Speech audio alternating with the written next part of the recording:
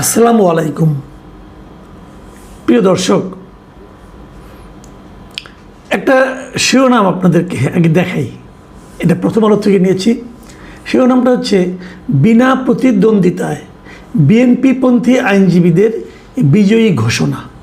এটা ঘটনাটা শরীয়তপুরের, শরীয়তপুরে জেলা আইনজীবী সমিতির নির্বাচনে বিএনপির 15 জন প্রার্থী ছাড়া আর কেউ প্রার্থী হননি। অতএব যদি আর কেউ প্রার্থী না হয়ে থাকেন, প্রত্যেকটা পদে একজন করে প্রার্থী, তাহলে কী হবে?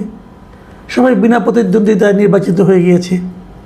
জাতীয় নির্বাচনে যেমন এবার একটা আইন করা হয়েছে, সেটা হলো যদি কোনো নির্বাচনী এলাকায় মাত্র একজন প্রার্থী থাকেন, তাহলে সেখানে না ভোটের অপশন থাকবে।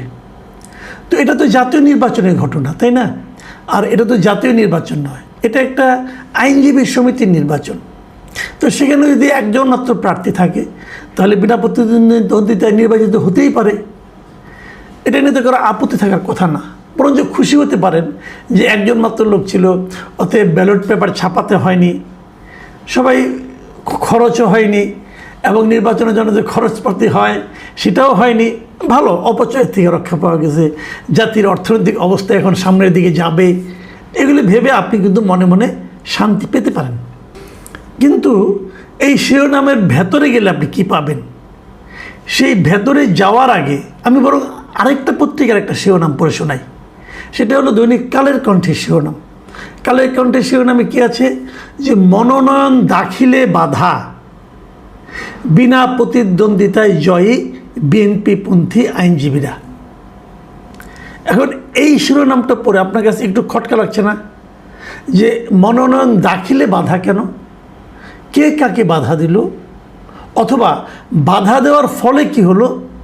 বাধা দেওয়ার ফল হলো যে বিএনপি প্রার্থীরা ছাড়া আর কেউ মনোনয়নপত্র দাখিলই করতে পারেনি। এই শিরোনামটাতে একটু ভুল আছে। ভুলটা কোথায়? ভেতরে নিউজটা পড়ে আমি জানি বুঝলাম। ভুল হলো মনোনয়ন দাখিলে বাধা নয়, কিন্তু আসলে মনোনয়নপত্র তুলতেই দেওয়া হয়নি আর কাউকে, অন্য আর কাউকে মনোনয়নপত্র তুলতেই দেওয়া হয়নি। এই নির্বাচনের তফসিল ঘোষণা করা হয়েছিল এই মাসের 2 তারিখে। কথা ছিল 25 তারিখে নির্বাচনটা হবে, এবং গত রোববার মনোনয়নপত্র সংগ্রহ এবং জমাদানের নির্ধারিত দিবস ছিল। সেদিন ওই সমিতি ভবনের নিচতলার হলরুমে 5 সদস্যের নির্বাচন কমিশন বসেছে। তারা বসে মনোনয়নপত্র বিক্রি শুরু করেছে। ঠিক এ সময়ে হলরুমের দরজার সামনে বিএনপি সমর্থিত আইনজীবীরা অবস্থান নিয়েছে, এবং ওখানে বসে তারা স্লোগান দিচ্ছে, এবং অন্য কোনো প্রার্থীদেরকে সেখানে ঢুকতেই দেয়নি। তা না ঢুকলে তারা মনোনয়নপত্র সংগ্রহ করবে, সংগ্রহ করতে পারেনি, জমাও দিতে পারেনি। খুবই ইন্টারেস্টিং। কিন্তু আপনি মনোনয়নপত্র তুলতেই পারবেন না। এটা আগে আমরা দেখতাম সাধারণত এই ধরনের ঘটনা ঘটতো। কিছুদিন আগে আরও আমি একাধিক নির্বাচনের খবর পেয়েছি, অন্তর্বর্তীকালীন সরকারের সময় হয়েছে, এবং ইন্টারেস্টিংলি আমাদের সাংবাদিকদের মধ্যেও হয়েছে। অনেক জায়গায় নির্বাচনই হয়নি, নির্বাচন হতে দেওয়া হয়নি, নানা ছুতানাতায় নির্বাচন পিছিয়ে দেওয়া হয়েছে। আমি বিভিন্ন প্রেস ক্লাবের কথা বলছি। আমি এগুলো নিয়ে পরবর্তী সময়ে 2-1 দিনের মধ্যে আরেকটা স্টোরি করব, যে আমাদের মধ্যেও কী কাজ চলছে সারা দেশে, ঢাকাতেও চলছে, সেগুলো নিয়ে আমরা আলোচনা করব।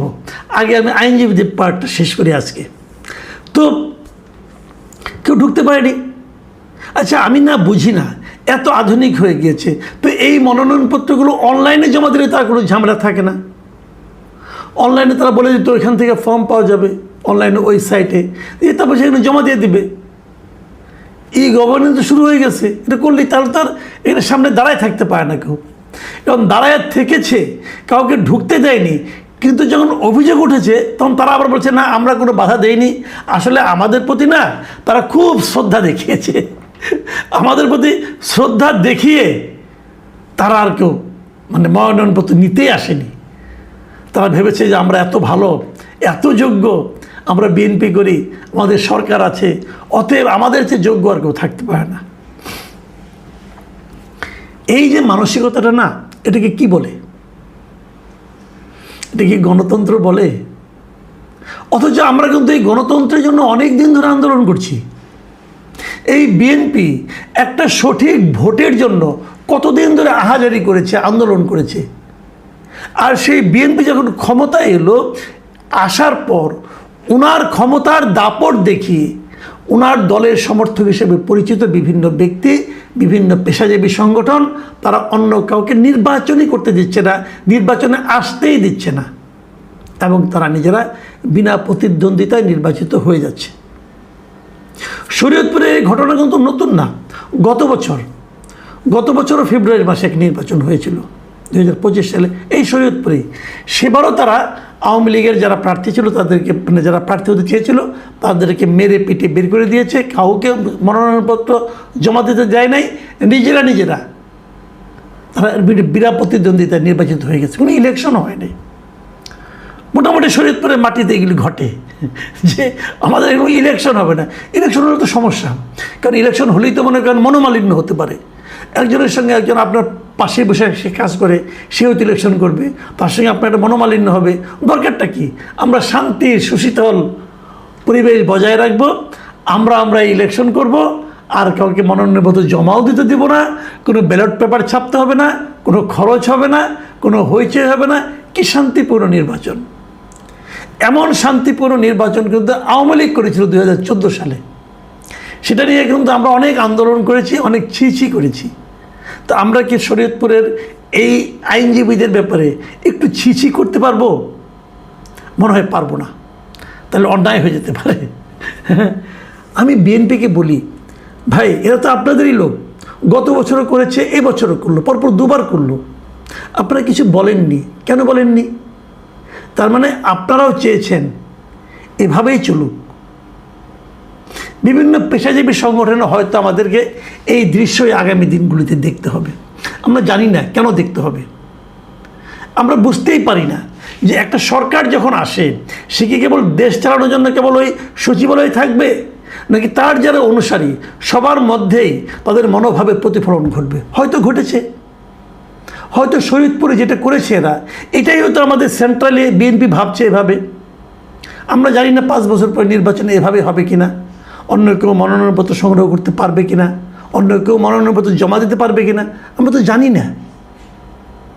কারণ এটাকে তো বিএনপি মেনে নিচ্ছে। বিএনপি তো তার দলের, তার আইনজীবী যারা ফোরাম আছে তাদেরকে কিছু বলছে না। দেখুন এইবার শরীয়তপুরে যে ঘটনাটা ঘটেছে, এটা কিন্তু বিএনপির মধ্যে ওরা এই প্যানেলের বাইরে থেকে কাউকে দিতে দেবে না। তার প্রমাণটা হলো কি, ওখানে বিএনপিরই একজন এই জাতীয়তাবাদী আইনজীবী ফোরামের সাবেক সভাপতি, উনি একজন প্রবীণ আইনজীবী, মিস্টার মুসলিম উদ্দিন খান, উনি নিজেই গিয়েছিলেন মনোনয়নপত্র সংগ্রহ করতে, ওনাকেও সংগ্রহ করতে দেওয়া হয়নি। আবার আরেকজন আইনজীবী মুরাদ হোসেন, উনি আবার ইসলামী আন্দোলন বাংলাদেশের একজন মানে আপনার আইনজীবী, উনিও এখানে সহসভাপতি পদে প্রতিদ্বন্দ্বিতা করা উনি এক ধরনের প্রস্তুতি নিচ্ছিলেন। ওনার রুমে যেয়ে ওনাকে মারধর করেছেন, এমন ঘটনা কিন্তু ঘটেছে। এবং সে মারধরের অভিযোগটা কার বিরুদ্ধে? এই নির্বাচন কমিশনে একজন আছে রুবায়েত আনোয়ার, তার বিরুদ্ধে অভিযোগ। এবং রুবায়েত আনোয়ারটাকে উনি হলেন গিয়া এই মুরাদ হোসেনের ভগ্নিপতি, তাকে মারধর করেছে। তো এইগুলো আমরা কিন্তু দেখছি ভাই।